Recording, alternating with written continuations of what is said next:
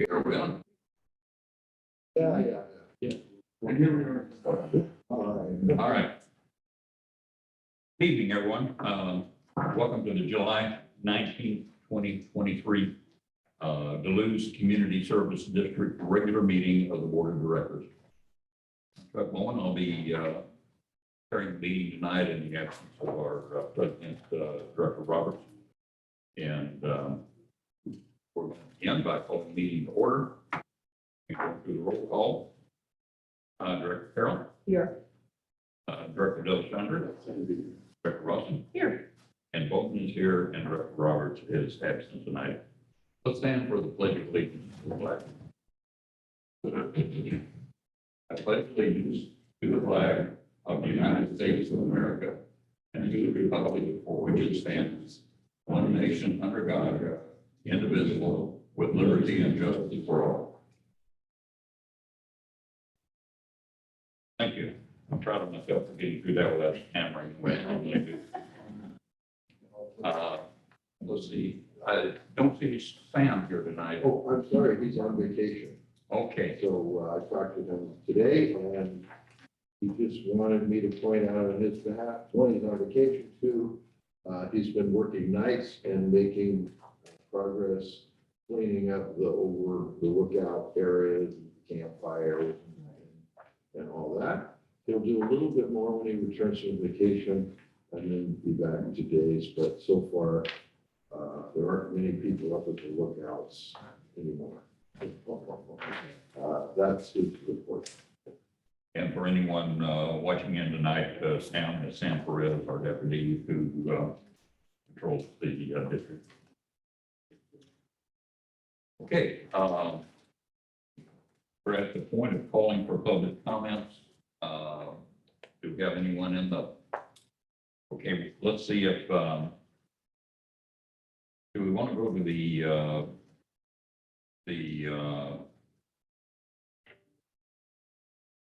I'm sorry, I was thinking this was someone on the web, but it's not.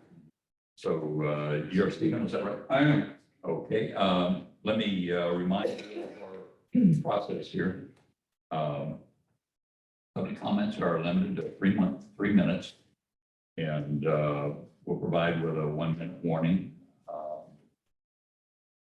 Will someone over there watch the clock for me to give us a warning? And it has to be made from there so that the camera picks up. Yes.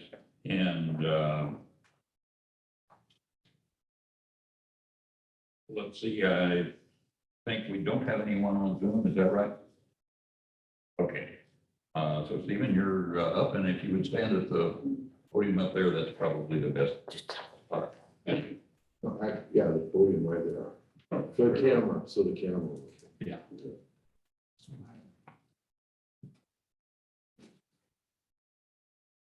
For the record, my name is Stephen Byers, over at 4619 Duluth Road. I came to talk to you about an incident that occurred June 30th through July 1st, and then July 6th through July 8th. Woke up 6 o'clock in the morning to hear a really loud chainsaw. It was across the street. There was what I call a family cutting down a large oak tree.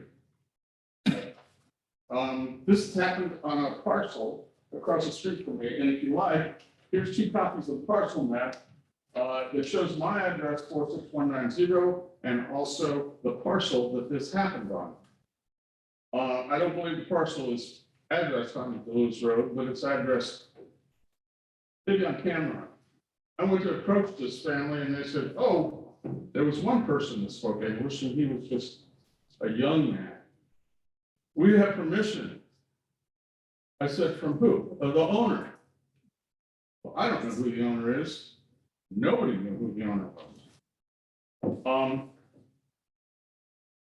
I called the dispatch sheriff. Sam Perez was off that day. So another deputy answered and he said, well, I can't really come up there because I don't get phone service. And my computer might not work. My reply was, dude, take a ride, okay? They're cutting down a tree. It's not legal. I don't believe they had permission. Anyway, I'm not sure if it came up there or not. But there wasn't much I could do at that point. So the following week, which was a Friday on July 6th, it happened again. They came back to finish the job. My point being, they scarred the landscape. They left a tremendous amount of debris. It looks horrible. I have pictures of everything on my tablet. If you'd like to pass it around, that'd be fine with me. I have a license plate number. I passed this on to Deputy Perez, and I could speak with him. And he said, well, you know, I think that might be a code enforcement thing. So I called code enforcement, and they said, oh, no, we don't have anything to do with that, but maybe you might want to try Fish and Game. Well, I had experience with Fish and Game, and they like that area. They come out dressed for SWAT. Anyway, I got a call 2 days later from Fish and Game, and they were very interested in it. They wanted the license plate number. I asked them to let me know what was going on with it, and they said, well, we'll try. I was looking at the Duluth code, section 1300-2 about litter prevention, specifically says materials abandoned by the owner, trunks, stumps, limbs of trees. It's a mess. It happened in a turnout. A lot of vehicles use that turnout. It's right across from my property. A lot of vehicles. If you look at it with Google Earth, you can see that turnout where it was clean, pristine before. Now, there's tons of oak trees, branches, and one dead oak tree stump left up there that I think was illegally poached so they could sell oak firewood.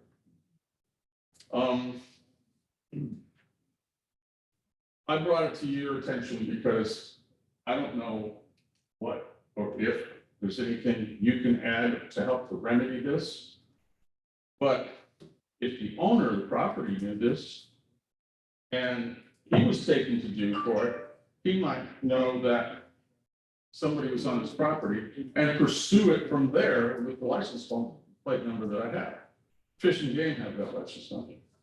So I could go on, but all you have to do is drive down Duluth Road and take a look at that, and you'd be appalled what they left.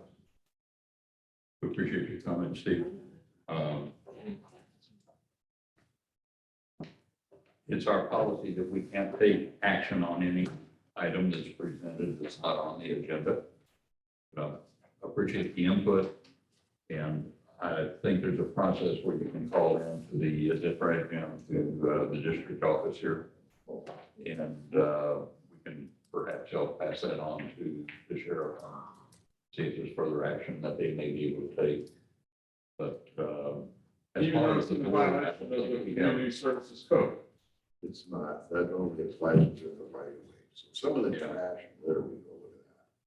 But the oak tree ordinance, no, that's a county thing. So, and I'm from Thousand Oaks, so I know these ordinances, okay? Unfortunately, it's got to go through the county. So it's a jurisdictional thing.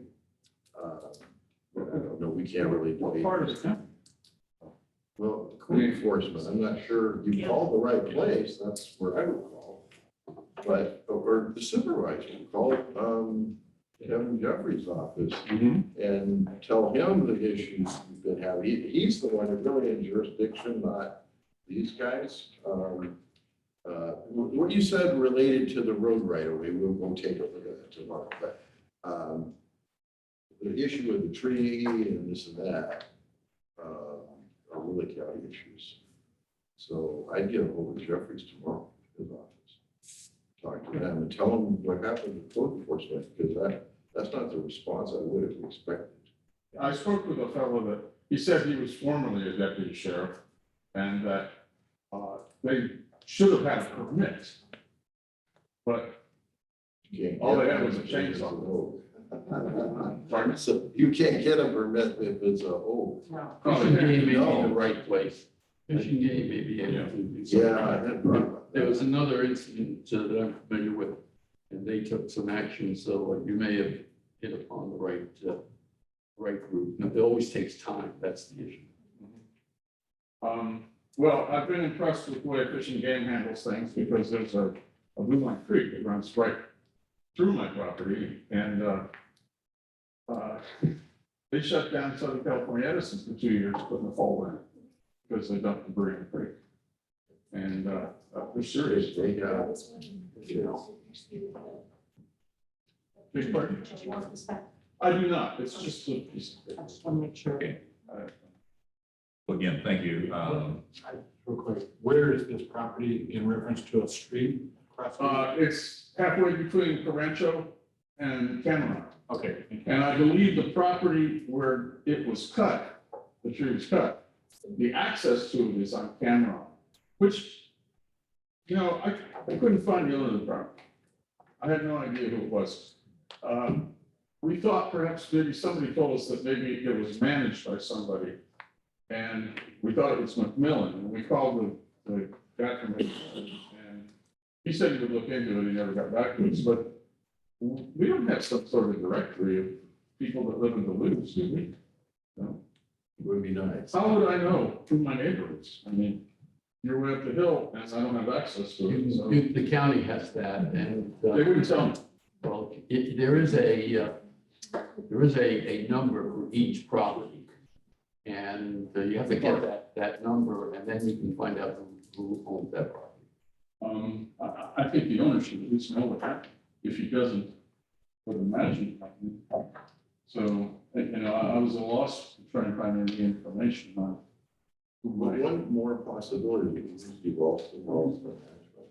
I'm not sure which HOA does that. It should be in an HO, I They think. may be able to help you there. What's that? I'm not in There's there's ways ways, of- but it might be across the street. If you give them a call. According to that. What calls? RALSTON, Ralston Management, I'm sorry, say that again. RALSTON. Property Management, they're here in Temecula. Lucy Ralston. Let her know you live up in Duluth and you're trying to get a hold of one of the neighbors because you think something was done, and see if she can at least give you an address to mail a letter to. She might not be able to give you a phone number, but maybe she can give you an address of where to send something to. Thank you. That would be my best suggestion. And yes, I was trying to get a hold of. And the reality is it shouldn't fall to the landowners in the area to enforce this thing. The county should be doing their job to enforce it. Yeah, but I could see you being concerned with somebody coming there at 6 a.m. That would be a little suspicious. Yeah, and, I mean, they definitely weren't professional, Yeah. especially since, I mean, what a mess they left. So, thank you. I'll just sit for a while. Can I have one Well, more? thank you for bringing that to our attention. It's obviously, I have one other comment, and we need to follow up on this. His comment that the sheriff said I can't come up, I don't get coverage, et cetera, is inappropriate. And I think you need to report that and make sure that that doesn't happen again. Sam knows who he was. Well, I think we need to make an official report to that because that's inappropriate. Does Sam have the detail?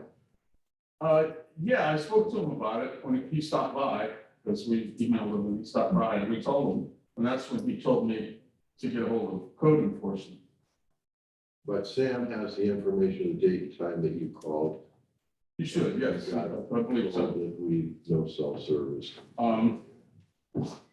I have a network extender from Verizon, and I know the sheriff's department uses Verizon. I told him, just come to my house. You need a phone, you know, I'll either let you use my landline or your cell will hook up, but I don't know if you Yeah, came around. well, Yeah. well, again, thank you. Thank you. We're moving on now to the information-only items, and these are intended for information purposes only. They've been provided to the board members in the packages that came out earlier. They include the financial statements and the statement of our investment policy. Directors, do anyone, if you have questions or comments on any of those two items? No.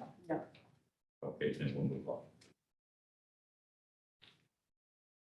Moving on then to the consent calendar.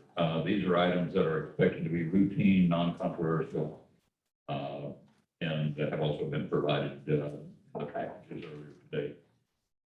They include the minutes of the June 21st board meeting, the general fund claims for June of 2023, the sheriff's special tax claims for June of 2023, and if there had been purchase orders, there would have been, they would have been on that, but there were none.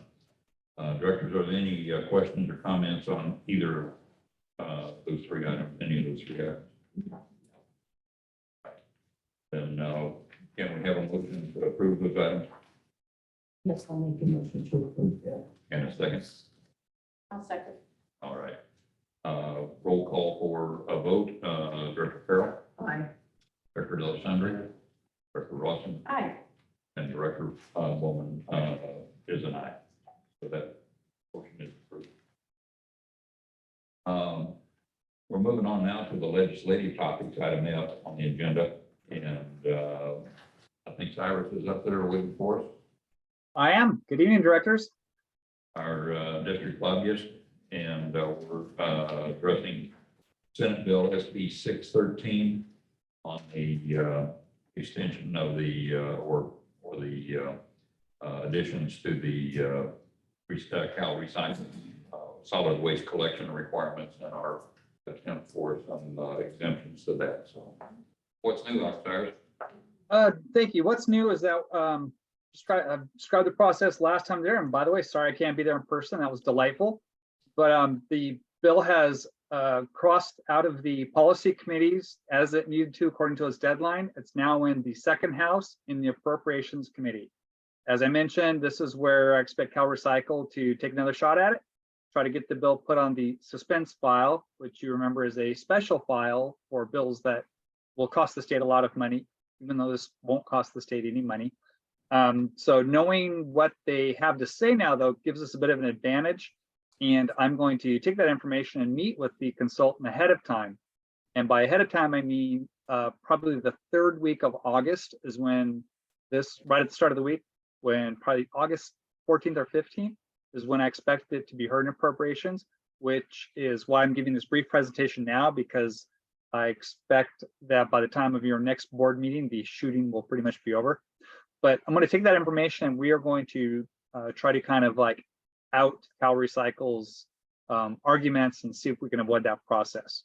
But this is what I think is going to be the biggest hurdle for the bill, and have thought so all along. Senator Sayarto has great influence in the Senate and his house. He's a respected member in both houses, but he is a senator and the bill's now in the assembly. So we don't have the home court advantage like we did last time. Nonetheless, though, our arguments are so good and our analysis is good. I anticipate we'll be successful. Again, I just do want to say this is the big crunch. So that's coming up, and by the time you meet again, we'll know our fate. So Okay, I think our meeting is a little earlier in the month, next month. 16th, I believe. Yeah, so we may be a little bit ahead of your. Oh, good. schedule. okay, I think Ward and I, when we talked, we thought this might be my last chance to give an update. So good. If that happens, then Good. I'll be able to tell you how it went. Thank you. So that was all. Right, Just want to give you a brief from update. the Board No. or anyone? Okay.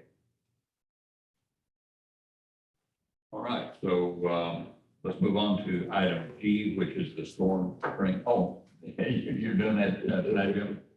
Storm drain improvement report. All right. That's All right, perfect. Thanks, everybody. So for the storm drain improvement project, as you know, last meeting, we discussed bringing that out to bid. It's still in the bid period right now. We did have our pre-bid conference actually yesterday. It's a non-mandatory conference, so it's really just about teaching them how to bid and any questions they may have on the contract. We did have one contractor, that was Marietta, that showed up. But I will say I've had, there's been about 6 active contractors that have been reaching out with questions and everything, which is honestly more than I'm used to getting for a lot of these projects. So there is a lot of these people looking into the project right now. And we had a good conversation at the pre-bid meeting with Marietta, who was there. So it was a good meeting overall. And now we're just waiting until the bids come out on August 1st, I believe. It's the Tuesday, first Tuesday of the month. So that we can, once we get the bids, we can analyze the bids and then present them to the committee meeting at the following Tuesday. So right now it's just stand by and wait until we actually get the bids and see what the prices come in at. And the next meeting, we will either come with a award or rejection of the bids based on whatever they come in at. No real updates on storm drain, just be mandatory, but everything's on pace the way it was in that. Okay, thanks, Ron. Any questions from any of the person? Well, you still have to table that, and let's move on to our favorite one. I think. So Buena Vista, this time I'm a little bit more happier. I mean, last meeting was happy too. This time, I think we got some good presentations. So if Isabel or Jessica could, yeah, bring that up on the screen. And while she's bringing that up, last meeting we discussed that they were getting started back up. So they have started, they remobilized, they've been out there for the last month and a half. I think they started just after the meeting last month. So they've had a successful job. Rod's been out there with them and everything's actually going well according to plan. The schedule calls for them to be ending around the first week of August, which is right in line with everything. And that even includes the addition of the Rancho water line, which again is not necessarily part of our contract, but was added on by Rancho Water. So we added contract time basically to allow for that work to be in, and they've been coordinating with Rancho Water. And I think they're expecting the material to come in the next week or so. So they'll be reviewing all that, and if Rancho Water will accept that, it'll be invoiced separately to them. But and so that's basically what's going on right now. But looking at around early August completion, and if we could go to the next slide, I'll show you a little bit of what. That's total completion, but early August. Early August, well, total completion acceptance of the project. That's when Early August would be the first week. But yeah, we should be, by the time the next meeting happens, the project should be completely accepted and over, in theory. So we're finally, I think we're in the home stretch here. So on the screen, since they remobilized, you can see a picture here. They dug a trench for the diversion pipe that got kind of washed out while the suspension was going on, but they were able to get everything going well. When I say washed out, I mean just they were cleaning it up. Everything was still being diverted. There was no erosion control was in place the whole time. So that's just the bedding, the backfill in the trench right there. If you go to the next slide. Here you can see they still have the giant hole there, and this is how they transport the pipes. It's giant 60-inch HDPE pipes. You just transport it down and they place them in. You see how deep of a cut that is, and they have the access for safety, and they match the slope so that the truck can safely operate on top of it. And next slide. You can see they have now placed all 3 pipes. You can see they have the temporary pipe supports right there. And this is, you can also see on the bottom, that is the footing of the head wall. So they started placing the forms for that. They had basically, they placed the pipes at the correct invert location and everything was put in place. And then you can go to the next slide.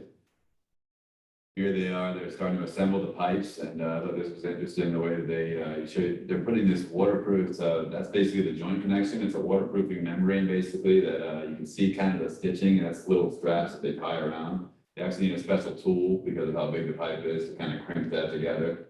They went through all that, and basically every joint of the pipe has that in there to better support the pipe. And I know it looks like just a regular plastic sheet, but it's multiple membranes to actually give better support within the pipe. It's usually in the past they would have to put maybe a concrete collar, but this is a lot easier and better for construction and much more durable. Or just it's a better way of constructing everything right now. So if we go to the next slide. Now you can see they've gotten all 3 pipes, not the full length, and they've started kind of putting a little bit of the backfill material on the structural backfill material. It's got like a base material, a lot of aggregate rocks, and a little bit of structural support over the pipes, but you can see that they've started filling that in. And then you go to the next slide. Wow. So they've moved on, so they started pouring that footing, and you can also see the rebar cages for the head walls, and you can see how much concrete, steel is actually inside that concrete to support that head wall for that large 20-foot cut that's in the roadway there for that excavation, but now we're just starting to place the concrete for the footings. This has all been done in the last like 4 or 5 weeks, so they've been moving really fast out there, doing a great job with Rob's overseeing everything. So it's been going extremely well. We've had no complaints from them, and even from the time they were going. So I will say we're doing a great job out there right now, based on what Rob is seeing out there. And then next slide. There's just another angle. They've kind of poured the footing, and they have the cage stuck out where they're going to be pouring the head walls, and they support the pipes basically in there.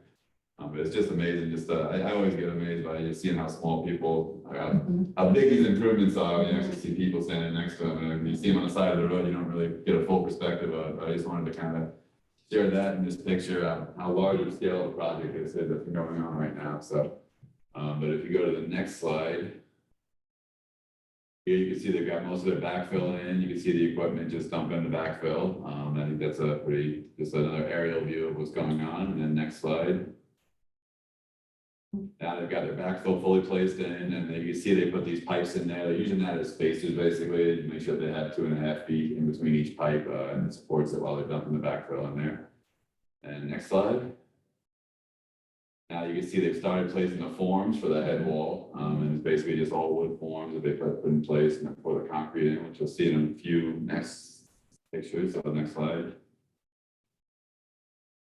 Now you can see this machine, the size of that telescope and how far away it is from the actual roadway being done, but that's how they dump all the concrete into the head wall to get the structural concrete down there and fill in the voids for everything.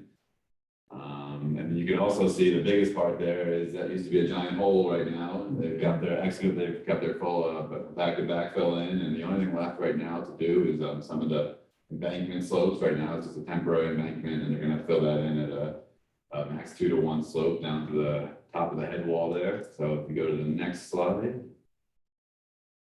there you can see a little bit more close up of how they support the frame, the forms while they're pouring the concrete to make sure everything stays in place and stays to grade correctly. And then next slide. There's just another overall view to give you an idea of how large some of the equipment is that's out there, but then also show a good picture of all the embankment that was placed.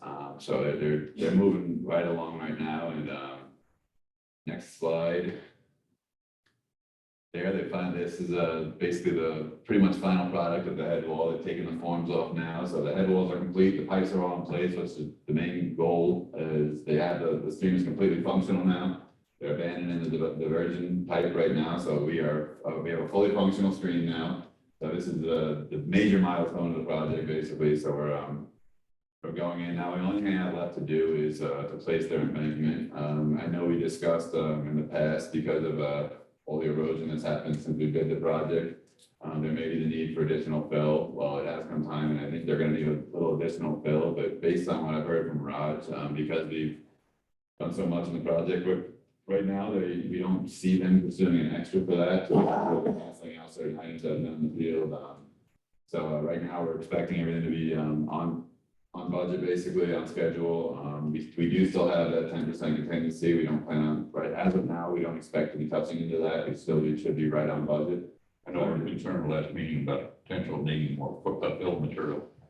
Yes, and that's it's come to fruition. They placed everything, and they're able to fill one side of the embankment, and they weren't able to do the east side embankment. So they are going to bring more fill, but it looks like they're going to be able to wash that out because we had some. They're actually able to use a lot of the boulders on site as scrap. So they found actually there was some gigantic boulders that they've crushed up, and they can use that for rip wrap. So that kind of canceled out some of our rip wrap. So it works out well. So but that's Roger's main job. He wants to make sure that to work with the contractor on this one, and then the contractor work with us on this one. So a lot of that stuff doesn't even come to my desk. He knows what he's doing out there. So it's he's. I think Jim knows by now. He keeps everything in well order out there. He doesn't let anything get by. So This afternoon, he told me he's grinding to keep that price tag. and he is. Sometimes I have to pull him back and say, all right, listen, maybe the contract might have about a point here. So. Check those photos. They're awesome. Oh, that's all Raj. Yes, he's a man of many talents. Yeah. Well, because he's there all the time. He is, he lives, sleeps and breathes this job right now. So, all right, I think this is, I'm Buena Vista, yes. So if you go to the next slide, still a couple more. That's the other side, head wall right there, you can see, just, they got all the forms off, and, I think that Look how might, big that is in relation to the size. it's amazing, you don't know, and even then, When I saw that, I was just blown away. I didn't realize it was that big. yeah, and even then, below them, under the fill, that footing goes down another 4 feet, so it's an experience, we always, we talk about it so long, you don't realize how big these properties are until you actually get out there and see what's going on, and when you see it from the side of the road, it's gonna look like a regular site. It's always a little bit of a humbling experience when you see the construction workers out there and how hard their job is and what they do out there, so I give my props to them always. So I think that might be the last slide, but, so a pipe, so the ACPE is still, technically the ACPE has a useful life of 70 years, but we usually, as engineers, are very conservative, we call it about 50-year lifespan.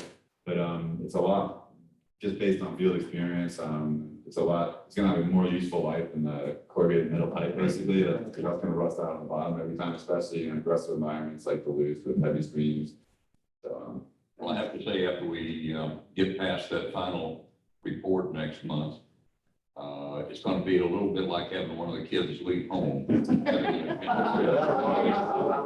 just say I might be one of the better sleeps I've had in a while. Champagne. Of those pipes, how much water can flow? Ooh, the exact capacity, I don't think I can give you that off the top of my head, I wish I could, but, it's amazing. It's a 60-inch ACP. 60 yes. So volume of the cylinder, friends alike. Yes, it's in theory, depending on the slope, basically, but I don't have that exact number, but that's something I can easily get you with the three values, plus, we had that in our reports, I don't have that, but, it's definitely, it's well said, I guess what we could say is we designed it to handle the 100-year storm. Make sure the road doesn't flood in the 100-year storm. Anything above that, you can still see. The size of these culverts compared to what was down in the last one. So it's the same size as the existing culvert, which was a 60-inch pipe. We did add some slope to that, which it's a exponential increase by the percentage of slope you. And I'm guessing there weren't head walls similar to that.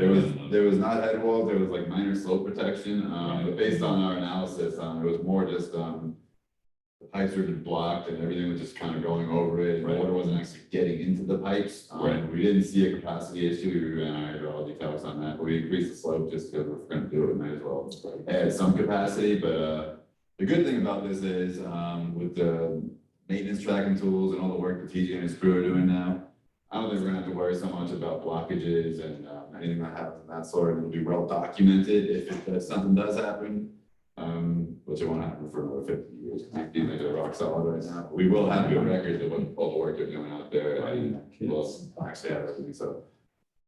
But yes, it is the same size pipes with a higher slope, higher capacity. Okay. And a better event. Thank you so much. Any questions from the board? Amazing, celebrate. Okay. Steve, traffic matters, please. Short presentation for you tonight.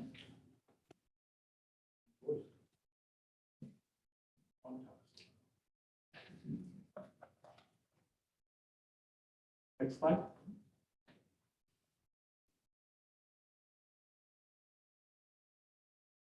So we are working with the county to get the insurance signs put up. This is the first of 4.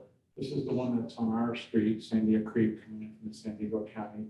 And we've applied now for the county permit to do the other 3. So we're waiting to hear back on that. That looks pretty close to the road. Back Can we go back? Go back one. Yeah, it's probably on the edge of the pavement and 1 or 2 feet off the driving surface. The driving path. That's okay to have it that close. I think it's the way that the angle of the picture's taken, I see. because we did drive by it after we installed it to make sure. because then there is a little bit of a hill right there. Yeah. So we kind of basically put it as far as we could off the roadway, but, cars denied, so. Because occasionally we do get vehicles that are oversized, Right. and that could be an issue. Okay. Can we check that out? Yeah, Get some measurements and see. Because in the picture, yeah, it looks right on the yeah, road. yeah, Yeah. yeah. But when you're out there standing, it doesn't look like that, but, so that's why I think it's that angle, but we'll go out and check, make sure.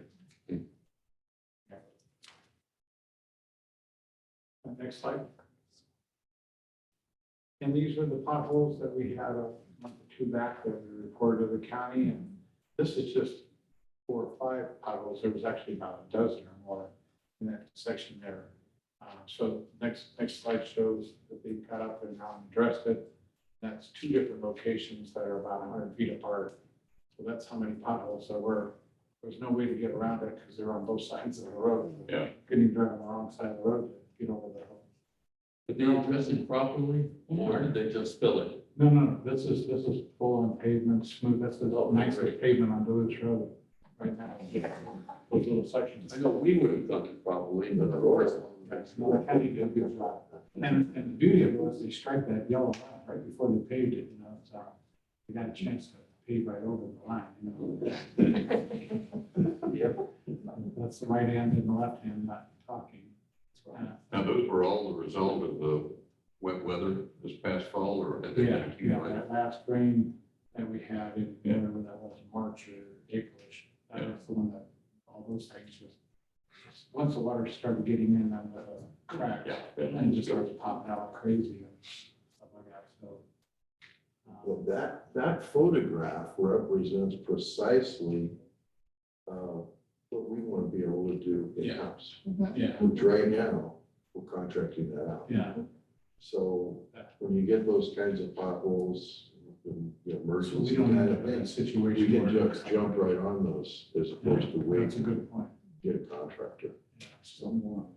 I'll just teach you how to do That's it. later. Let us know where, we'll tell the county, They're but. pretty good about coming out. Yeah, they do. Good job. I think that's great. All right, so next slide. And then they also refreshed all the center lines and edge lines on Rancho California Road, so we're gonna be good for this winter now to have some bright striping out there to follow the fog and stuff. Yeah. Next slide.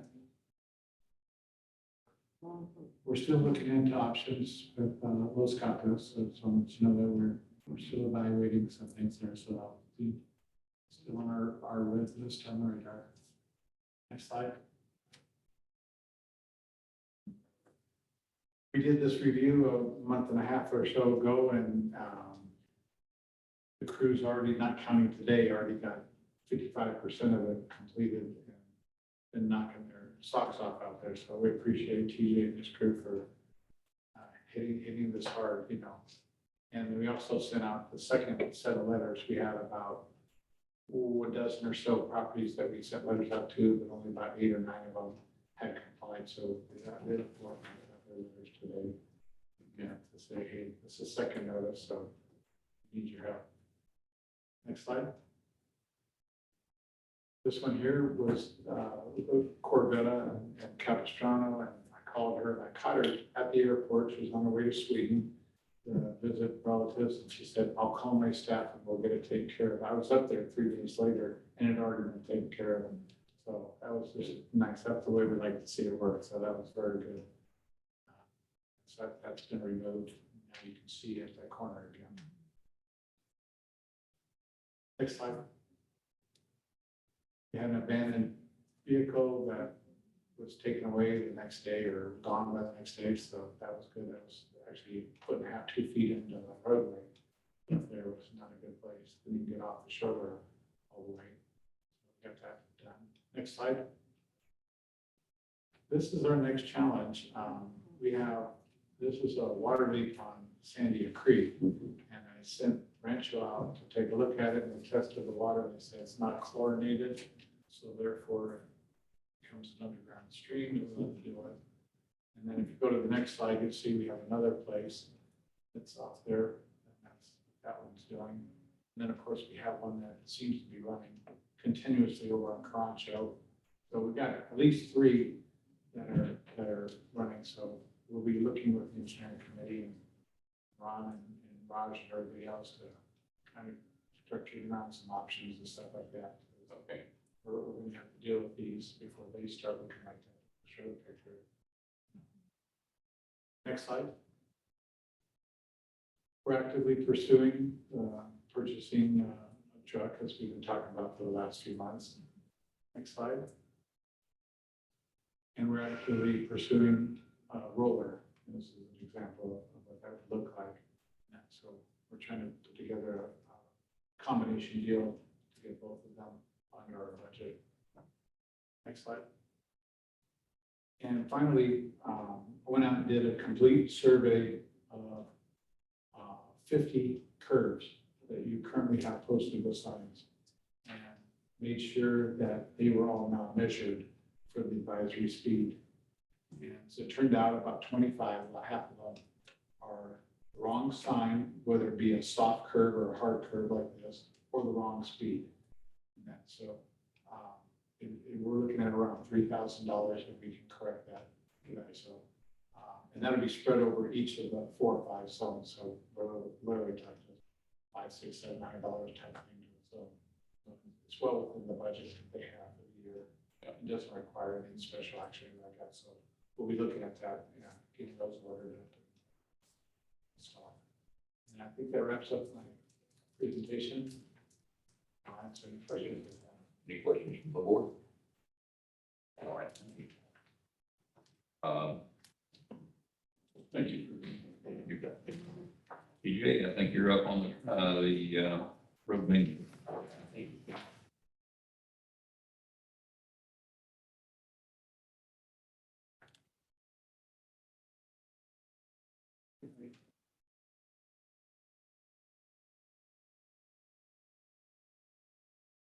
No, this is not my presentation. I think it's still hard to see.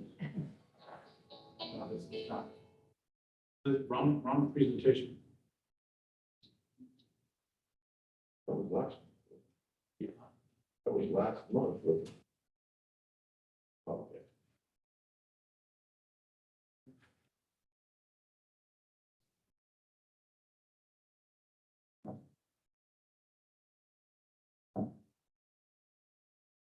No. There you go.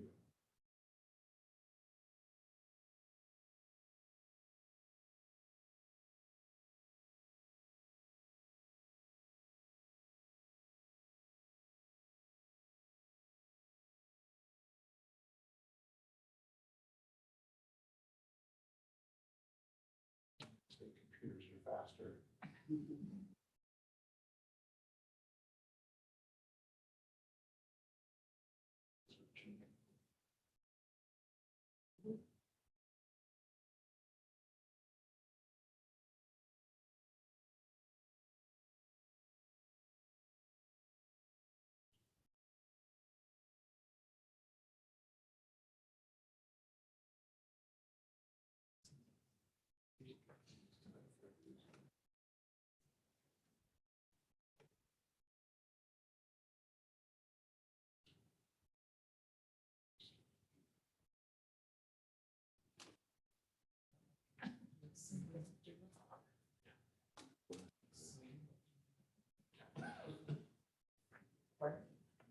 Give us a moment.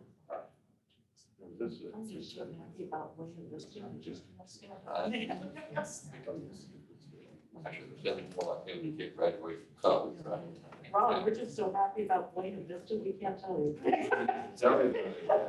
It's not a hole in the road anymore, so. It looks great. It's going a lot better, so we're just happy to be back out there. And that's a I little. feel happy for you, you don't have to talk. I know, I was sounding like a broken record for way too long. Tell you, it's ready. Yeah, no, I'm Looks great. excited that it's finally getting, thank you. It looks great. Yeah. Well, Got to locate the right file, or do we need to? Is that it?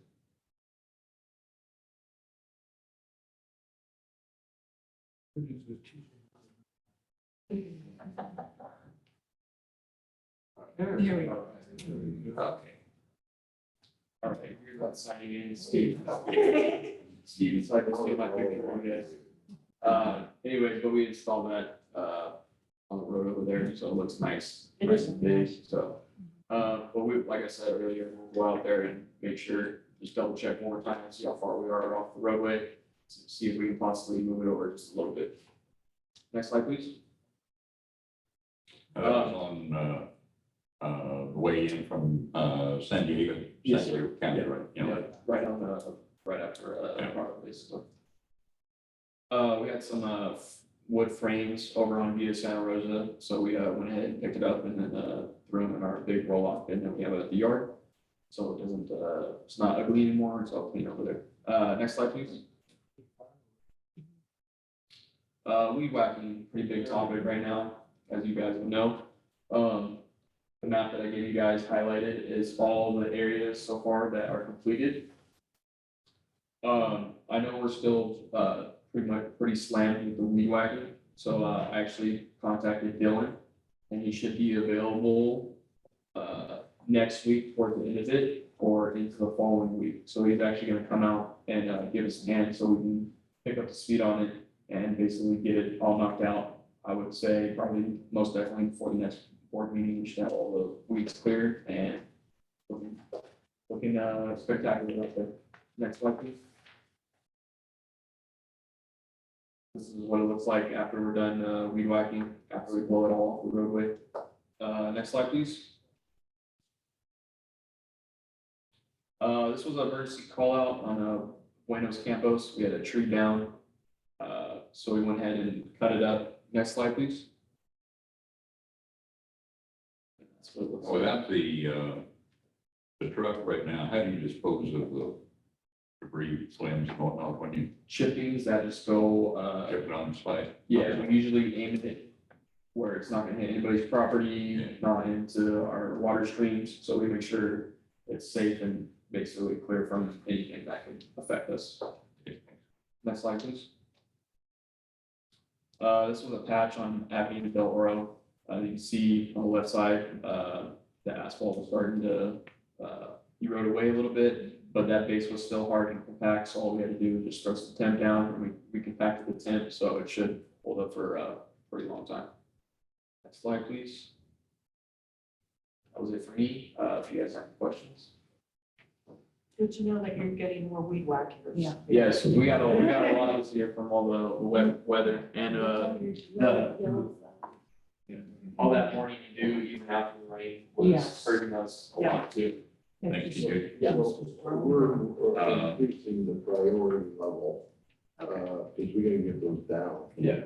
Well, So also, yeah, and I seriously, mentioned, we need that done by next month. And I know there's other things we're doing. But I think, we're hearing loud and clear from the public that we've got to make this priority. and I also mentioned, I know it's not our jurisdiction, but along Rancho California coming up. We worked on that today. One of the reasons we do so well right now, getting things done in the county is Steve grew up with the traffic engineer, the county engineer. So whenever we need something quick, we don't call the county, we call Steve. Who calls his friends, so we turned that in today. Wonderful, I thank put a you. call in there and I'll get an answer back and I'll let you guys know. Great, good. I think most of us know that, there was a major fire in the district, a couple of weeks ago, and, I was up close and personal with that, across the street from me. TJ, you were out there, saw you as I was going through. Are you aware, did we find out what caused that fire, and was there any of the weed abatement issues associated with that, or? The only thing that they told me, it was on someone's property. They didn't tell me how it started, but it looked like it was mostly not even in our right of way, just strictly on someone else's. Yeah, I saw the smoke fairly early and made a 911 call, someone had already beat me to it, but it looked like it was coming from one residence down there. Right, yeah. And, If you go up on Corte Vista Clara, if you drive up, you you can can see, see it, because Rolf went up to Yeah. take some pictures. It is the time of year when we've got to make sure we're as clean as we can be with that. I called and wrote to Cal Fire to see if they'd come and clean up the mess of the retardant. They've not responded back, and that's been over a week now, so we may be stuck having to sweep that up. Okay. I'll see what we can do, because we'll be bringing Dylan out as well, so I think he'll be able to help us out with that as well. So I'll make a list of that to get that off the road. All right, moving on to the committee reports. The engineering committee didn't meet in the regularly scheduled July 11th meeting. So the items that were on the agenda for that will be moved out to the August meeting. But we did have a brief meeting to get an update on the vehicles. We discussed that in the last board meeting. The budget is approved. That amount for vehicles and equipment, and staff has been moving forward to locate the proper equipment through the negotiations, and looks like we're on track to complete that very quickly. Okay, finance committee. Thank you. We met yesterday, and there's really nothing exciting to report in the usual stuff that we deal with, but one thing that is of very important interest is the fact that our LAIF interest rate is up to 3.5%. But we, thanks to Jim and Teresa, we have our T-bill, which is almost 5.5%. So we did talk about that, and we're going to be investing more over the next 6 months, and maybe try to get up to about 2 million. That You would got still through leave all the us- hurdles of getting the account set up. And That's everything. right, that's right. So that would still leave us with a pretty substantial emergency fund. So we'll be looking at that and going forward over the next few months. The other thing is that Paula became a signatory for ACH accounts. And that was very important because we only had one person doing it. Yeah. So now we have more than one person, and that's very important. Our staff wants to get paid.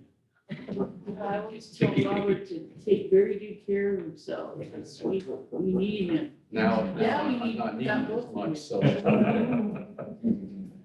That's the extent of it. All right, thank you.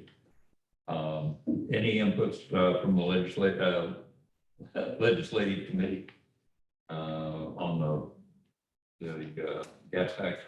There has not been a meeting, and just today, we did get a little bit of information that Lord can report on in his report. Okay. There's nothing to report, just a little update item. Okay. It just came in. And just to refresh your memory, it's kind of stuck up in the state controller's office right now. So the committee, Robert and Debbie, don't have anything to meet about because we're waiting for feedback from our letter to them. Right. So, and that has not come, and Ward can give us a status. All right, so we can move on to the manager's report. Oh, okay. Is it gonna work to do this little slide presentation? Okay. Just a couple things that I've been up to. One is I had a deposition most of the day, 2 weeks ago, on the Brunmark case.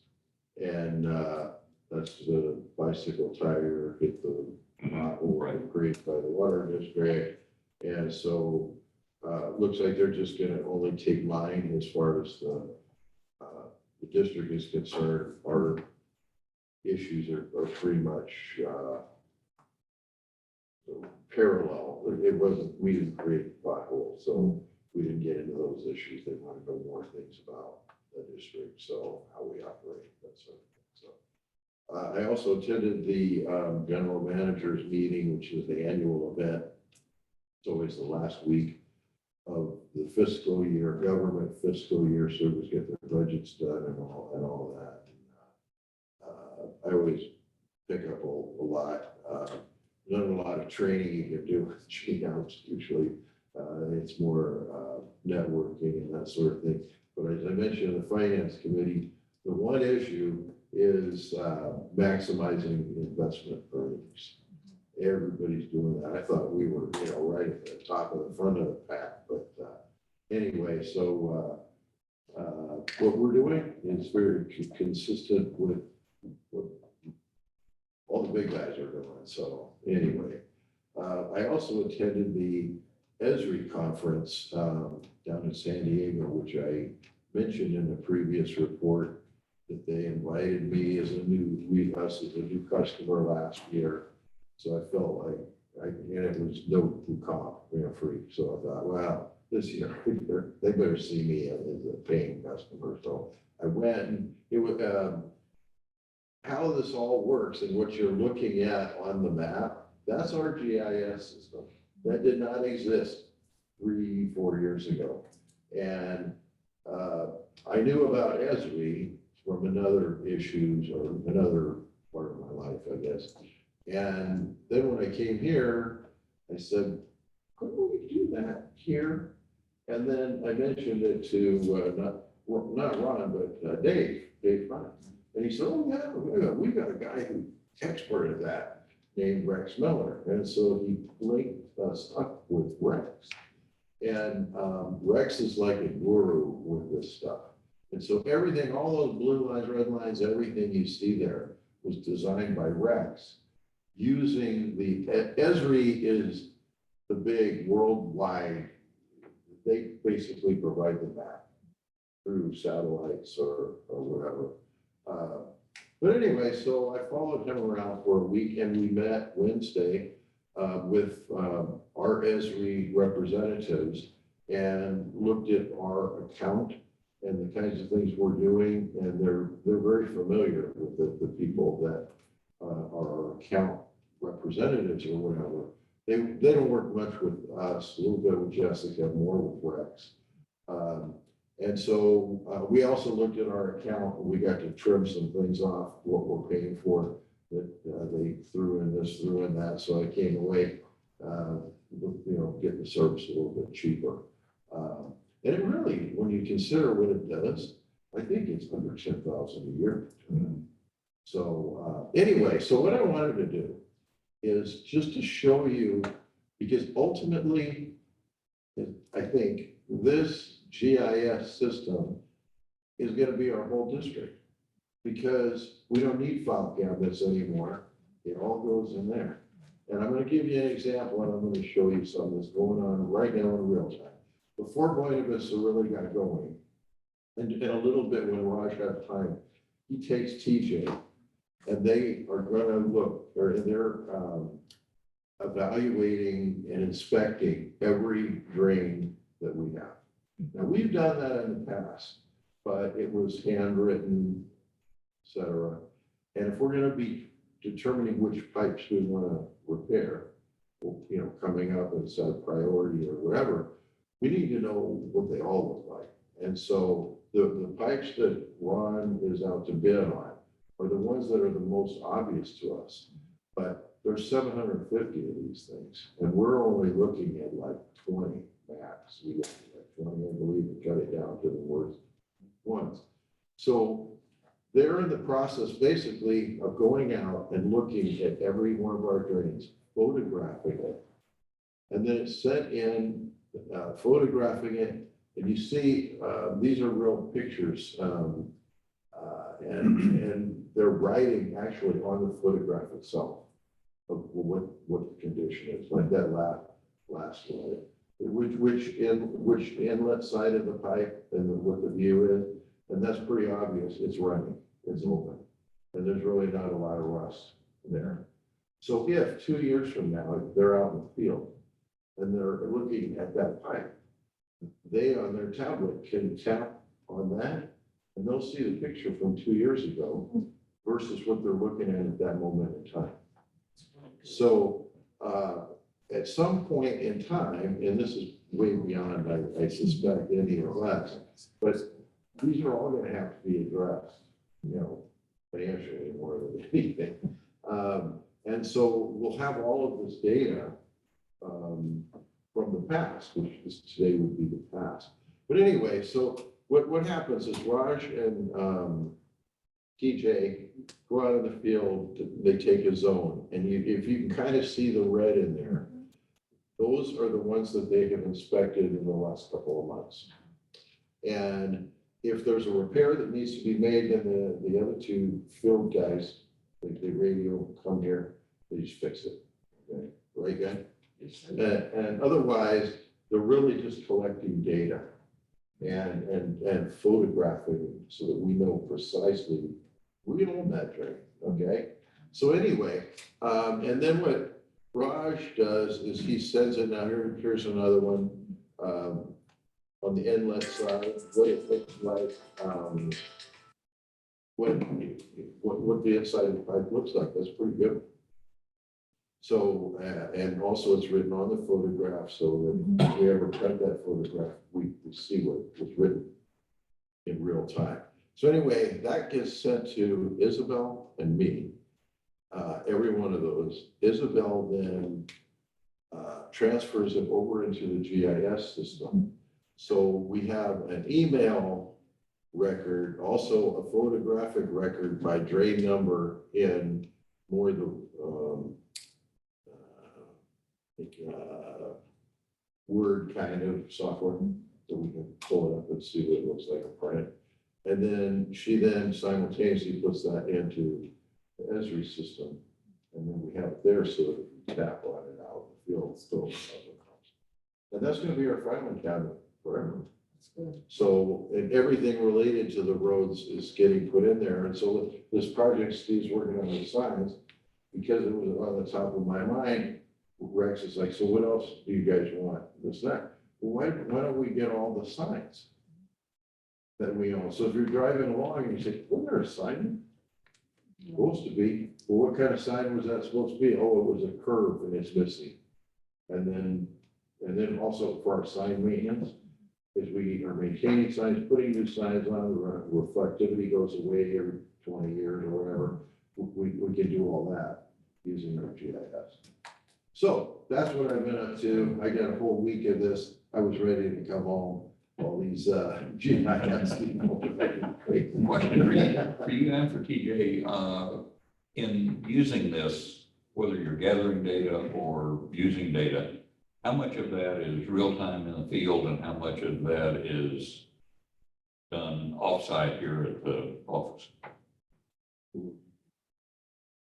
Basically, those pictures are posted towards the end of the day because you need the service to obviously post it. So then when you take a picture, it actually shows you where you took the picture. So you kind of just look at the map of where you took the picture, and then that's where the dot and all the information, like the picture, the inlet and all that, that's how it goes into field maps. Do you have a need for using it full time in the field, or is it adequate to be able to research? Is it in a file cabinet here? I think in the field, you'll obviously be able to do it right then and there and then move on to the next one instead of waiting towards the end of the day until you get service. Then you have 10 of them or 5 of them all posted at the same time. So The reason I'm asking is that I've, in my personal life, had a discovery over the last month or so when I signed up for the new satellite system, Starlink. Some of our neighbors are starting to use that out there, and I've got one at my house. And I've been truly amazed at how good the service is through it. And they have one that is mobile, if it's in a truck or an RV, and that tracks real time, unless there's something between you and the satellite, in which case you might have to drive down the road a little ways.